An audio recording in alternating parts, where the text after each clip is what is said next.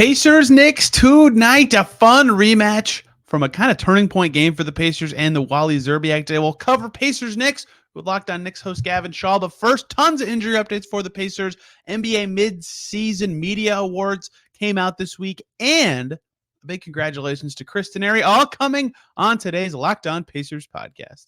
You are Locked On Pacers, your daily Indiana Pacers podcast, part of the Locked On Podcast Network, your team every day.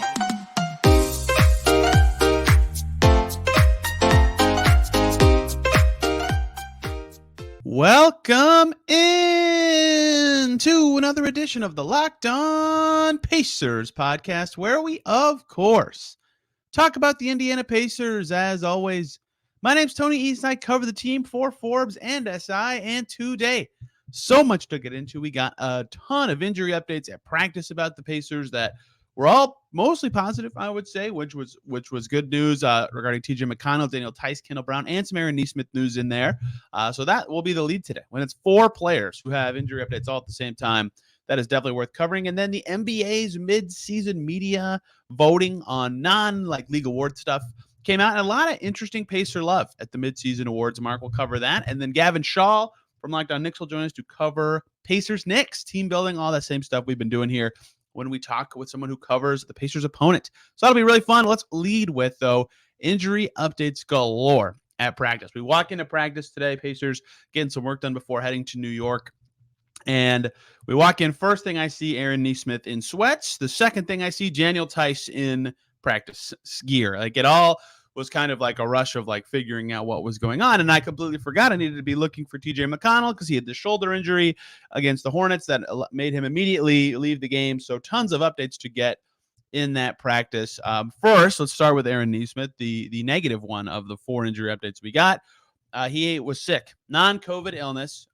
Rick Carlisle said that he will travel to New York, so there's at least a chance he plays. He's listed as questionable on the injury report. That's obviously huge, right? Like, him getting physical with Julius Randle is huge in this matchup. He, coming into the starting lineup, has changed the trajectory of the Pacers season a little bit, and he was awesome in December, right? He's been so good for this Pacers team that obviously losing him would be a big deal. I would wager Jalen Smith would go back into the starting five if Nesmith does not play, which maybe against Randle, that's okay, but then the bench will suffer and change a little bit. With Isaiah Jackson can do well, so maybe it'll be just fine, but that would be the obvious ripple effect there. But a sickness, one that he can still travel with, seems like it will be a short-term thing, especially if he's already listed questionable. Tice, the second one, haven't talked about him hardly at all on this show. He hasn't played for the Pacers all season. He had knee surgery a couple months ago to address some soreness in that knee, and he's back on the floor. Rick Carlisle broke out an old line that fans are familiar with. He said he's weeks, not months away of Tice. Tice and Kendall Brown were both cleared for light activity with the team, and they were able to do some stuff in practice on Tuesday. And that's the Kendall Brown update too, right? He has that tibia stress reaction, and he is back on the court as well. He was, getting a couple rotation games here and there, developing with the Mad Ants, especially defensively. That's where he stood out to me the most right before this. So, of course, when you draft a guy 48th, you trade up to get him. You would like to have him available to be able to develop him. So good news on both of those guys that they're able to be back, and good to see Tice on the court, right? I hadn't seen him doing anything on the floor for a while. And the final injury update, I can't believe how long this became. I thought that today would be either a full segment on a TJ McConnell injury if it was significant, or no injuries at all. But I have to do this middle ground thing. TJ McConnell's shoulder is fine. He was able to he had no issues at practice. He did everything. That's what Carlisle told us. And TJ said that he had a lot of discomfort right when he got hurt, and he was a little worried, but the training staff kind of called him down. He got an MRI, and nothing's wrong. It's just listed with questionable with some shoulder soreness for the Knicks game, but sounds like he'll be able to go if he had no restrictions in practice, but that is just a guess. That is not a source-based anything. So we'll see where that goes. But in general, between McConnell being good to go mostly, Nesmith's sickness looking like a shorter-term thing, and Tyson Brown being on the court, all good stuff for the Pacers, who have been stunningly healthy this year. Maybe that's just, everybody got used to the very banged-up Pacers of yesteryear. But in general, I think they've had a lot of good health this year in terms of luck, which is jarring after Turner got hurt right before their first game actually started. But in general, they've been healthy this season, and that's been something that's been pretty lucky for them. Knock on wood if you're listening, and you can, as I just did. You never want anyone to get hurt. Other stuff in Pacerland that I thought was noteworthy. The NBA mid-season media voting came out today. They do this media survey. Mark Medina from NBA.com does. It's kind of like their preseason GM survey, but media votes on it. And it's just fascinating stuff. And the Pacers are all over it. For example, most surprising storyline this season, voted by media, the Pacers start. The fourth most surprising thing from media. I thought that was interesting. Which rookie's been the biggest steal related to where he was selected in the draft? Andrew Nembhard dominating 30% of the voters. 9 of the 30 members picked him, and Mathurin was third. Obviously, I think Banchero is going to win Rookie of the Year, and he's in this as the heavy favorite in that, but you can't be a surprise at the number 1 pick. So those two running away with it. Just checking through some of the rest of these, Mathurin got 1 vote for Rookie of the Year. The other 29 people voted for Banchero. Sixth Man of the Year, Mathurin is tied for third at 13% of the vote. I believe that's 4 or 5 people who voted for him. Jordan Poole, Malcolm Brogdon, both ahead of him there. Most improved player, Haliburton, currently sitting third behind Lauri Markkanen and Shai Gilgeous-Alexander, which, again, matches what it feels like is going on in the league. Coach of the Year, Rick Carlisle, getting some votes. And I've actually been kind of formulating in my head recently that I actually think that might be the most likely award win for the Pacers this year is Carlisle Coach of the Year, because if Shai stays healthy or Markkanen stays healthy, one of the two, it feels like they will win Most Improved Player. Sixth man, Westbrook, Poole, once Steph comes back, which is happening today. I believe he's playing right this second, actually. It seems like have that locked up for sixth man, and Rookie of the Year, Banchero's running away with it. But Carlisle for Coach of the Year seems like one that very much could happen, especially if the Pacers continue to be in the 6-5 spot. Best point guard in the NBA, Tyrese Haliburton got a vote from NBA media members. Thought that was fascinating. Luka Doncic, Steph Curry, Ja Morant, and Tyrese Haliburton, the only guys getting votes there. Best passer in the league, Haliburton got 2 votes. I mean, the Pacers are just all over the stuff. Carlisle gets votes for best in-game adjustments coach and best at after timeout plays.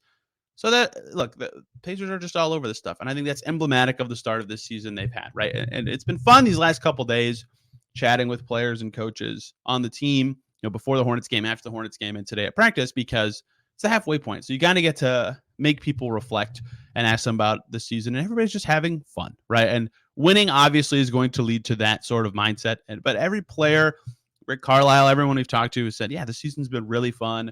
Blowing away expectations is a good time. This team is really tight. And I think that's a big part of their clutch surge as well. Little self-promo, because I just wrote about the Pacers' clutch improvement from last year. And a big part of that is that they're a tighter-knit group than they were in the past. Haliburton got 2 votes for the active player that'll make the best head coach someday. And TJ McConnell not there. I think he is the most likely of the Pacers. Here's the fun one, though. This is the one I wanted to get to, and it's 13th on the list, so I should have just led with this. Who is the most underrated player in the league? Tyrese Haliburton wins it, right? And this is for, look, this is media members, but I think that's very telling. Like, of all the players in the league that get underrated, there's so many. Like, the others receiving vote section is super long. Haliburton's the only guy who got more than 3 votes. I think that's telling. He's been awesome this year. He's torn up basically every franchise he's played against. So that was impressive. Scrappiest player in the league, TJ McConnell gets a vote. Which rookie will be the best all-around player in 5 years? Mathurin gets 3 votes. Pacers did very well on this. Dustin Dopirak was the Pacers media representative. He was on the show yesterday. If you want to listen to that, we talked about the Pacers' first half of the season and that whole NBA media survey up on NBA.com. I think that's a good. I think it's a very good reflection of what the league has been for the first half of the season personally.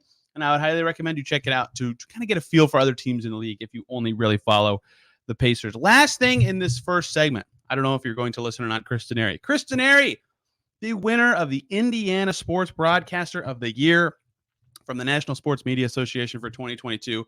Well-deserved, his first win in that. He is so good at his job, so professional, and his prep is unbelievable. He's shown me his sheets he uses for games with notes and stuff. It's unbelievable. It's more information about some of these players that I would never even know where to find. So, Chris, if you're listening, congratulations. And if you're not, I don't know what to say. I'll see you in person soon. If you are listening and you know Chris Denari, you know how good he is at his job. Let's talk Pacers Knicks, tonight's fun game. I'm looking forward to it because there's so much involved in this game. Look, Tyrese Haliburton talked about it. After they played the Heat, he had 1 point. He said he could not stop thinking about that game. He goes out against the Heat the next time, 43, game-winning shot in the clutch. The last time the Pacers played the Knicks, Tyrese Haliburton missed potential game winner over Julius Randle. You could tell he was upset he missed it. He was, guys in the locker room were trying to, hey, keep your head up, man. You're really good. And it also happens that after that game, Wally Szczerbiak said, "Do you want to be fake all-star?" comments that certainly were a part of the Pacers season now. And it'll be fascinating to see how this team responds to that loss. It was fascinating to see how Haliburton responds to that game, that miss, and those comments. There's going to be a ton that goes into this game, and I'm really looking forward to it. And Gavin Schall from Locked On Knicks and I talk about it for about 25 minutes, so you won't want to miss that. Before we talk Pacers Knicks, though, let me talk to you guys about PrizePicks. Super simple format and my favorite way to dive into sports. If you want to see, for example, Luka Doncic, more or less than 30.5 points tonight. LeBron James, more or less than 7.5 rebounds. That's the gist of PrizePicks. You pick a player, you can pick 2 to 6 players, and if they'll go over or under a PrizePicks projection on a given stat, you can up to 25 times your money on any entry. No competing against other people. It's just you versus the projections. That's why I think it's the best, right? You're not going against people who can out-research you. It's just you and your gut or your research versus the projections. They offer tons of sports: NBA, NFL, MLB, NHL, PGA, college sports, you name it, they got it. You can make your entries in a minute or less. It's safe. There's fast withdrawals, operational in over 30 states plus Canada. Download the PrizePicks app or go to prizepicks.com, sign up and play daily fantasy sports. First-time users can receive a 100% instant deposit match up to $100 with the promo code Locked On. Don't forget that promo code Locked On at sign up for an instant deposit match up to $100. You deposit $100, they give you $100. You deposit $50, they give you $50 at PrizePicks. PrizePicks daily fantasy made easy. Now let's bring in Gavin Schall from Locked On Knicks to talk Pacers Knicks. Thanks for making Locked On Pacers your first listen today and every single day. For your second listen, check out Locked On Sports Today. Go behind the scenes and beyond the scoreboard for the biggest stories in sports from the local experts here at the Locked On Podcast Network. And now it's time. Let's talk Pacers Knicks. It's crossover time. He's Gavin Schall from Locked On Knicks. I'm Tony East from Locked On Pacers. And the teams play again tonight in New York in the Garden. Always fun to watch games in MSG. Gavin, what odds would you have given me before the season that the January 11th Knicks-Pacers game would be massively critical for playoff positioning and the winner would move into 6th in the standings in the Eastern Conference? I gotta consult our friends at BetOnline. I don't know, like 30 to 1, 40 to, it's like somewhere in there. Like, I mean, no offense to obviously your fans listening, but I would have said the Pacers were slightly or moderately even more unlikely than the Knicks to be there. But the fact that they're both there is very exciting for both of them. It is stunning that they are currently the teams battling for 6th, given their preseason expectations and how things have gone for both franchises this year. But the Knicks, the spunky Knicks, with Wally Szczerbiak battling for the All-Stars over there. We can't take credit for that on Locked On Knicks. Hey, the Knicks changed their starting 5 in early December and have been a pretty dang good team ever since. I believe 6 losses in over a month now since third in the league in net rating. With that. Wow. Some of those rotation changes. So talk to me about the present day Knicks, the last month of basketball we've seen from New York since they said, let's be spunky with these young guards. Yeah, I think Deuce McBride and Quentin Grimes deserve a lot of credit for, I think, honestly, just changing the emotional state of this Knicks season. They're both bulldogs defensively. There's no other way to describe it. They get in your jersey for every single second that they're on the court. And Grimes in particular, I think just completely changed the complexion of their offense with not only his shooting, which has been fantastic, over 40%, I think something like 7 attempts per 36 minutes. He's getting them up. He's hitting them at a high rate, but also leads the NBA in blow-by rate since he joined the Knicks starting lineup. So he's added a little bit of electricity, a little bit of verve that they've needed. And in turn, I mean, I honestly, we were talking about a little pre-show. I can't fully explain what happened to Julius Randle, but it's almost like, I don't know if he discovered therapy, meditation, some form of religion, but it feels like his brain has been swapped out. He is a completely different person on the court and player, a guy who, I mean, I was just referencing last night in regard to the Bucks game, started off 0 for 8 for 3. If he did that last season, the first 10 games of this season, you would have seen a guy who's completely disinterested, moping and just generally bumming everyone out. And instead he played about as well defensively as you could against Giannis. Finished the game with 7 offensive rebounds. So when your best player is sprinting and making those type of extra effort plays time in and time out, I think it just revolutionizes what your team can be. Mitchell Robinson has been excellent on defense. It just feels like all the stars have aligned, Tony, in the best possible way for the Knicks. Yeah, you cover the Knicks. I barely watch them as much as you do, but Randle being engaged and good again has gone such a long way for them, right? Like when they were at their best 2 years ago, when they were the 4 seed, 5 seed, what were they in that Hawks series? The 4 seed, yes, they had home court advantage, but I forget because home court didn't matter that year. Randle being all NBA level was a big reason why, and then him not being that last year obviously was a big reason they took that step back. So to see him be more of the bowling ball bully that he was that year, he was, at least to me. And when he plays the Pacers, he's always like this, right? Like he just runs through people because they have no one tall enough to like get in with him and be physical. And him being that level of player has been huge for New York to me. And I'm curious for you, like, what is it? Consistency? Is it the engagement? Like, what makes Julius Randle go on this toggle from all-star threatening physical beast to like totally disengaged finesse player? It's mystifying. It felt like some of what happened last season was maybe a tiny bit of an assault to his ego, where the 2021 season was just so built for him to have success, and that it was so Julius centric, and there was no ambiguity in what he had to do possession to possession, right? He was the whole offense. It was essentially what LeBron was on the Cavs earlier in his career, just not nearly as successful or spectacular, but he had the ball every possession. He was either shooting or passing and in turn getting an assist or making the pass that led to the assist. Everything ran through him, and then the Knicks go out, they get Kemba Walker, they get Evan Fournier, RJ Barrett saying, hey, I'm ready to take another step. And there was a little bit of uncertainty introduced, and Julius was like, all right, am I supposed to pass a little bit more? Like, do I touch here? Do I be aggressive? And as that went badly, and as he started shooting worse, and as Knicks Nation sort of turned on him, and I mean, I hesitate to say this, but it does feel like he rested on his laurels a little bit, in that he just wasn't in as good shape as he was the season before. Like everything sort of went down the drain, and it felt like it wasn't necessarily any one thing, but as the on-court factors compounded, his attitude got worse and worse and worse, and it just turned into a destructive mess, to the point that on my podcast we talk about, I was willing for the Knicks to attach a pick to move off him, and I honestly, like, to some extent, I stand by that stance, because he was just so utterly destructive to the morale of the team. And this year, it started off really well. The vibes were good. He was talking about how he watched Euro Cup or whatever they call it now, like this summer, and was like, yeah, they really like to pass the basketball. I'm going to try doing that. He was making quick passes, quick decisions. It was great. And then it kind of bogged down again, and he just really struggled defensively for a while, mostly due to inattentiveness and disinterest. The shot wasn't really falling, and then something flipped with his new lineup. He's taking more threes than literally anyone in the NBA over the last month. He's getting to the rim. He's realized he's a complete physical force. And it is just completely flipped who he is as a player. And honestly, I would say he's playing quite a bit better right now than he did during that 2021 season. Wow.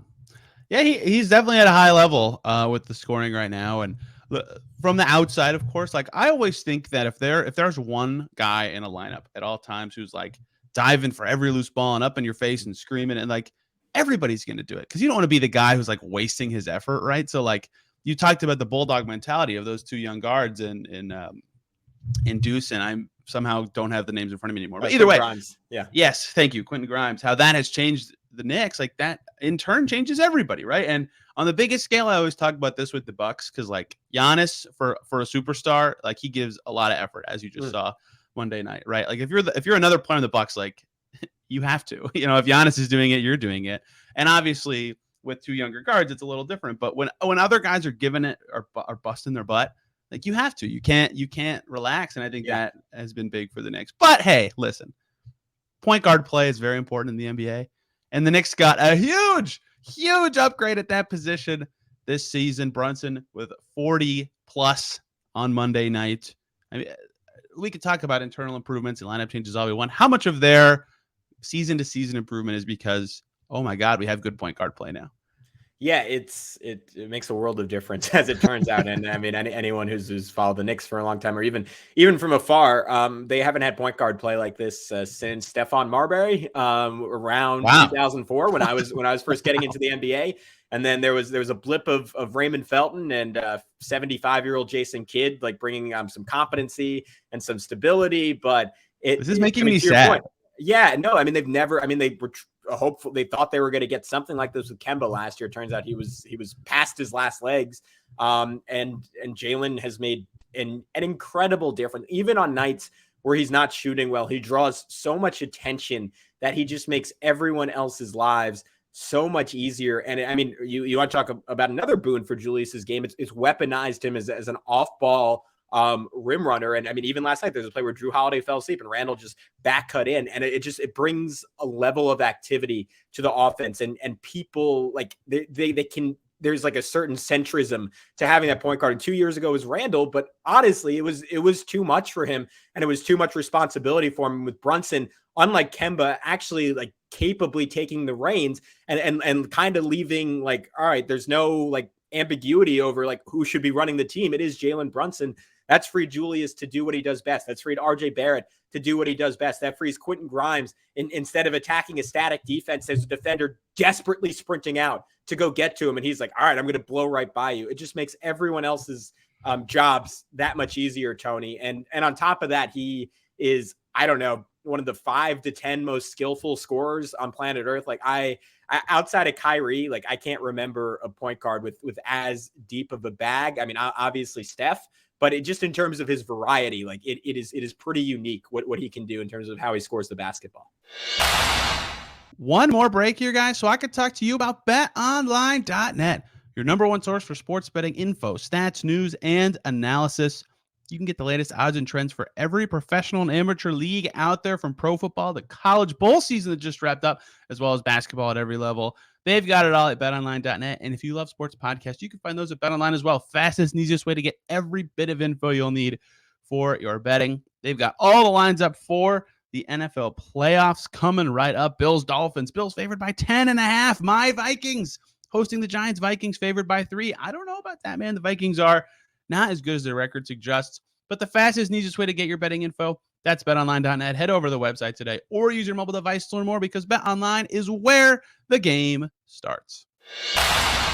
Yeah, lit up the Pacers for 30 less than a month ago. You know, his mid-ranger just adds so much to his game, because then you have a counter for everything, right? They cut you off at the rim and the three-point line. Great, I can still score and be capable, and that was a big part of why he was so successful in that win in Indiana. And the whole Knicks starting 5 was pretty good in that game, if I remember correctly. Look, the Knicks beat the Pacers in the preseason and the regular season, but these teams have been close. I think every Pacers-Knicks game for the last 6 years has been like a 5-point game. That's probably not true, but it feels that way. No, I think it's emblematic of the incredible Sabonis Julius Randle rivalry that we've now lost. Like that to me, like that's why the games felt epic, right? But it's like, oh, the two Titans of the East going at it once again. Does no one outside of the Knicks or Pacers sphere and know about the lefty battle that was Randle versus there's no way literally anyone else on earth cares at all. That's like the least. It's not even a rivalry. It's like the least discussed thing in the NBA, that they always would play well against each other. I will never forget the Sabonis coming out party against the Knicks when he did not miss a shot and had 30 in the Garden. Look, brutal. The Pacers are talented enough to beat the Knicks, even though they didn't this season. But what type of player has done well against the Knicks this season? Do the Pacers have one that can do well in this game? Yeah. Oh, interesting question. I mean, this is literally the most generic answer I could give you, but the Knicks have struggled against MVP candidates this year. Jonathan Macri over at Knicks Film School, like literally wrote it out, like the 10 guys you could viably consider MVP candidates, and the Knicks were, I think, 0-12 against them. And that continued last night against Giannis and the Bucks. And there is something to the idea, and this is honestly similar to their weakness 2 years ago, where Trae Young went off against them in the Hawks series, where they have multiple really, really good players, but they don't have anyone quite in that tier. And down the stretch of games, there is, I thought last night was actually a little bit better against the Bucks, where they got Jalen Brunson going towards the rim with some quick hitters, but generally there's a distinct lack of creativity in the Knicks offense. And in turn, they've given up particularly late in games. And they've given up a lot of big leads because Julius Randle tends to shine really bright in the first quarter. I think he's still top 5 in the NBA in first quarter points per game. Had something like 18 2 nights ago against Toronto. But he tends to like fade a little bit over the course of games. And even for Brunson, as good as he is, like sometimes like it's a little bit harder for him to get off his shot in the fourth quarter. And the Knicks just don't have a lot of good options because there isn't like a baked in offense or a pet set that they can go to get an easy shot for someone. And in turn, another team that has a guy that you can throw it to and say, all right, either he's getting a bucket or he's drawing 2 or 3 defenders and kicking it out to a wide open 3-point shooter. Those teams just down the stretch of games tend to punish the Knicks. And it's a situation where either the Knicks just barely hold on or they give up a lead in some crushing fashion. Everyone saw the Dallas game. I mean, before that, it was 4 missed free throws against Chicago and DeMar DeRozan hitting big shot after big shot. So I guess the question I throw back at you, Tony, is Tyrese Haliburton that guy? Ironically, their loss against the Knicks was a turning point because he missed that 3 over Julius Randle late and beat himself up over it. They had lost like 3 or 4 clutch games in a row at that point. And since then, they fell to 15-16. I said on the record, I don't think they get back over 500 this season. Whoops, that wasn't right. He after that game, it's all clicked for them. In the clutch, and Haliburton has become the guy that everybody's like, oh, wow, and immediately was clutch in their win in Boston over the Celtics, and then 2 nights later, 43 in Miami. Like this was all right after the Knicks game. So in a clutch setting, yes, he is now that guy more so than he was when they lost to New York. His stats since that loss against the Knicks, 22.7 points per game and 9.2 assists on 50, 45, 91 splits. Pretty good. So is he that guy like MVP level? No. But is he that guy like all-star level? Yeah, he's an all-star level player. So he's very good. And he can tear up teams, right? 43 against the Heat's defense is really impressive. Like even in that game, he had a double-double against the Knicks. Like I think he'll do well, especially because he remembers every game he played poorly. And I don't think he played poorly against the Knicks, but the way he acted after missing that 3 over Randle, a shot that he really wanted, he I don't know if sulked is the perfect word, but similar to sulked a little bit right after the game. And he never is like that. He's a very upbeat guy. So I think he'll have a little bit of chip on his shoulder, and every player in the NBA has got the MSG sheen, right? They want to do well in the Garden. So I don't know if he's like the level of player that fits the criteria that, Macri described that you were talking about, but I think he is good enough to do well against the Knicks. Yeah, he. I assume after the aforementioned Wally Serviak comments, yes, that is certainly a factor. There'll be a little extra motivation there, and honestly, it's a great challenge for a Jalen Brunson, who is just fresh off torching Drew Holiday a night ago, and then Drew came back and hit some big shots down the stretch. So there've been some great point guard battles in MSG. Brunson's kind of the perfect candidate because he's unstoppable offensively, and it's very plausible for you to score on him defensively. So that should be a heck of a matchup. I can't believe I didn't even think about the fact that this is the first Knicks game since Wally Szczerbiak said that. Like, if that will actually play into his thinking at all. It's not like he looked up to Wally Szczerbiak as a kid. It's like beating himself up over it. But I'll be curious how that actually shakes out for Tyrese, who has definitely he had 1 point against Miami in a game earlier this season, worst game of his career per him and Buddy Hield. And he needed 43 against them the next time they played the Heat. So we'll see how much he carries that. Gavin, I told you about this before we started recording, but something I've been doing when I do these crossovers with other hosts is talking about team building, because the Pacers said before the season, we're doing a new long-term approach to team building. This is a new era. And I wanted to get a feel for what every team in the league did really well rebuilding. And if it's something the Pacers can emulate, or if there was a lot of luck involved, like a salary cap spike or an unrepeatable trade sort of situation. Now, the problem is the Pacers are good. And so they might have changed their timeline or moved it forward a little bit, which is understandable given that you already have an all-star on your team. But from your perspective, I'm still curious and going to do this exercise all season because the Pacers' best 2 players are 22 and 20 years old. From your perspective, what did to getting the Knicks to where they are right now, right? A threat in the East, a playoff threat for 2 years in a row, had home court advantage in the East 2 seasons ago. What did the Knicks do well and poorly building their current team? And are the things they did well repeatable by other franchises? So I think the biggest key is signing like quote unquote good but not great free agents to reasonable contracts, which is Julius Randle and Jalen Brunson, and especially free agents that fit that tier that are in their early to mid 20s and saying, hey, in a different role, in a different context, there could be some growth here, right? Julius came off the Lakers where there was just a million guys and it was always sort of a mess while he was there. Obviously missed his whole first season due to a broken leg. And then New Orleans where he was playing with Anthony Davis, which is great, but it's also that's a little bit of that's a little bit of a weird fit, right? Like, especially looking back at it now. And that move looked terrible after the first year, and then it looked great the second year, and then it looked terrible again the third year. Now it looks great again. So who knows what year 5 has to bring. Well, super excited for it. The trend is not good, but right now it looks really, really good, Tony. And then same thing with Jalen Brunson, where there was this chirping, probably not from smarter basketball minds, but certainly from some segment of the internet that said, wow, the Knicks overpaid for Jalen Brunson. LOL, $100 million for Jalen Brunson. Guess what? The guy is maybe possibly an all-star this year and would be incredibly deserving of that. I said it before, I'll say it again. Just about as skillful as any guard, maybe not named Kyrie Irving in the NBA. Incredible player. And the Knicks got both, honestly, with the way the salary cap is heading, like especially, and then with the Randle extension on relative discounts. So that is one for making a quick improvement, and two, just exceptionally good drafting.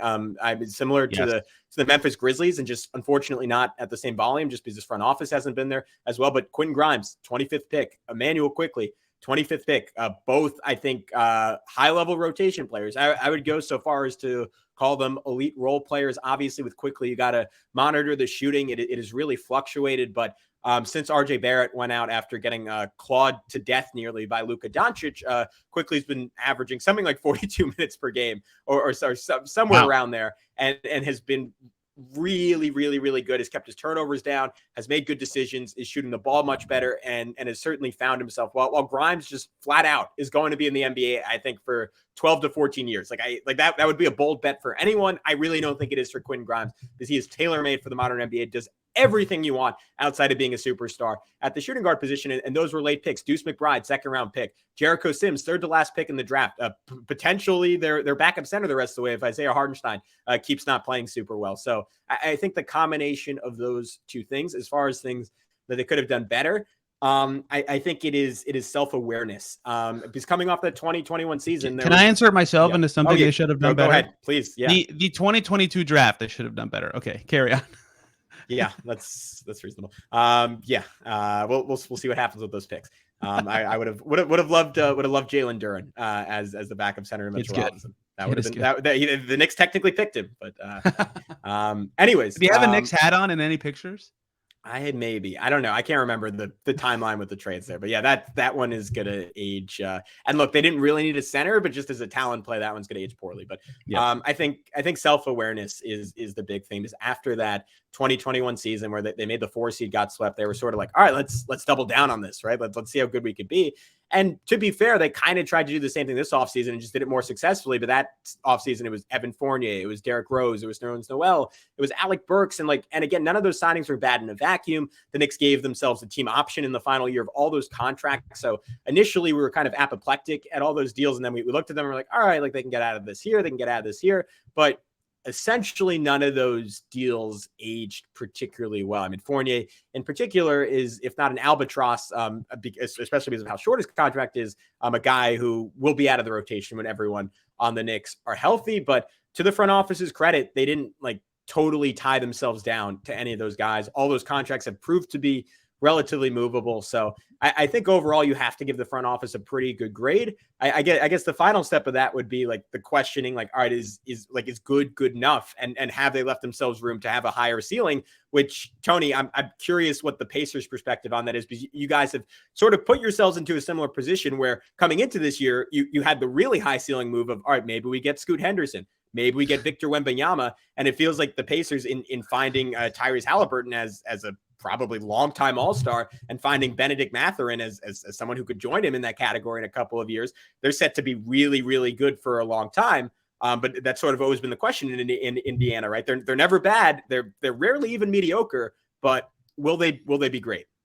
Yeah, I'll get to that in a second. But to talk about what the Knicks did well, I think they're an underrated drafting team for sure. And looking back at the game they played against the Pacers last month, 7 of the 9 guys they had in the rotation, the Knicks picked themselves, right? That is super impressive. Even with the Pacers having a lot of recent draft picks, they didn't pick them themselves. Nesmith, Haliburton, Jalen Smith, they're former lottery picks. Obviously, they're gonna there's a good chance they'll turn out to be useful players. But the Pacers did not specifically draft those guys themselves. That's not that they don't deserve credit for acquiring them, but the Knicks in particular, Barrett, Robinson, Grimes, Quickly, McBride, and Sims all play against the Pacers, right? Like all drafted by the Knicks in recent years. They've done a good job of that. And that's the biggest takeaway with many of these questions I've asked the people is like, hey, if you draft well, it's the easiest way to get good players. Yeah, smart move. You have to give up. Everyone should do it. Yeah, everybody should like everybody wants to be Memphis, right? Like you brought them up specifically, but even the Pacers said this summer, like we looked at what the Grizzlies did. It's like, okay, they drafted perfect. They've literally drafted perfectly for like 4 years, and that's hard to do. And hard to repeat, quite frankly. But if it works, guess what? You're set for a long time because of restricted free agency. Look, the Pacers right now are definitely better than they thought they would be, especially after the way they were talking in the offseason. But you also have a guy and maybe two guys, and you probably need a third guy to be like really, really good someday. And that's where I'll be curious how their plans change. Because if you are thinking long term and you thought you would be bad this year, you thought you'd have a chance at a top name your number pick 7, 8, 6, 5, where you're getting your shot at your third guy. Now you don't have that unless something awful happens in the second half of the season. So, how do you get that guy now? What is the method to do so? And is that doing what the Knicks did and finding a way to get one of those, I don't know, B level, B plus level, A minus level guys on a good deal? Is it a great trade, which is something the Pacers front office excels at? I don't know. But that is definitely their next step. And I think the Knicks do have some repeatable qualities about what they've done. Well, the problem for the Pacers is when I ask like Lakers people, Clippers people, Nets people, Knicks people, it's like, they look, the Knicks can get a star if they want. The Pacers can't. Like it's the NBA. We all know the big difference. And there's a reason that there's a different reason that the two teams would prioritize flexibility and cap space. How about that? Yeah, that is reasonable. Though the Knicks, to be fair, for the last 25 years have tried and mostly struck out getting genuine already stars in free agency. So it's tough for everyone outside of maybe LA. Yeah, that is true. I guess they traded for Melo, right? And they drafted Ewig. And so, I guess that's true. They haven't. Well, Sheen exists. Amari for like 30 games was honestly, that was pretty much it. That doesn't count. It was great. No, it was a great 30. One of the highlights of my childhood. It was a great 30 games. Oh gosh. Okay, I have to include this at the end. This is mostly for my listeners. Do Knicks fans view the Roy Hibbert block on Carmelo as a turning point in the same way that Pacers fans view it as like an ascension playoff point? It forced me to go to therapy, so it was a turning point for me. But no, it was. I don't know if it was a turning point. Alex and I were just my co-host on Locked On Knicks. We're literally just talking about this. We're like, all right, they probably wouldn't have beaten the Heat anyways, right? And that was the big bat. But the thing is, like, you kind of need, like, it needs to be a little bit fluky for a team without like a ton of star power. Like the model, I think, was sort of Toronto in 2019. Where Kawhi had to hit that crazy shot just to get out of the second round, and he did it. And then they went on and it took a bunch of injuries for Golden State, but that happens once every 5 times you get to the finals. And if it's the time that you get there, you could be a franchise with just one star and a bunch of other good players and kind of push your way through and kick down the door and win it. And you do that, you're in the history books forever. So that was kind of the model, I think, for that team, for that Knicks team. But that whole series was sort of their, like, they were too old, was kind of the takeaway. But yeah, that block was certainly, if I have an image, a negative one seared in my mind from that season, it is that block. Yeah, look, the Pacers pushed the Heat to, was that the 7 year or the 6 year? Either way, they did well enough that I think the Knicks could have done something. I don't know if they could have beat them, but they could have done something. You never know. Gavin, I guess we're running this on both of our shows. You don't have to plug where you are to my listeners necessarily, but where can people follow you and the work you do covering the New York Knicks? Yeah, if you're watching on YouTube, which you should be, you can see right on the screen. It's at Locked On Knicks. Personal Twitter reloading soon, I promise. But yeah, check me out there. I will also occasionally tweet out. Well, not on that account, but on a future personal account, we'll tweet out links to. I'm also play-by-play broadcaster, so I'll tweet out links to that. But please go subscribe on YouTube for. I promise we'll do like maybe an oral history of Sabonis versus Randle at some point, just to entice some Pacers fans to come over. But Tony, thanks so much for having me. This was great. And in turn, since we're putting this up on Locked On Knicks, can you tell everyone where they can find all of your work? Yes, of course, covering the Pacers for many places over at TEastNBA on Twitter, where all the links will be in one place, including the Locked On Pacers podcast, where you can get daily coverage about the somehow 6-seeded Indiana Pacers halfway through the season. I keep saying somehow compared to preseason expectations, but they're clearly good. They are clearly a good basketball team. And this game's going to be super fun. And we'll, of course, on our respective shows, be breaking it down on Thursday, so you won't want to miss that. Everybody, thank you so much for listening to Locked On Knicks and Locked On Pacers. We will see you soon.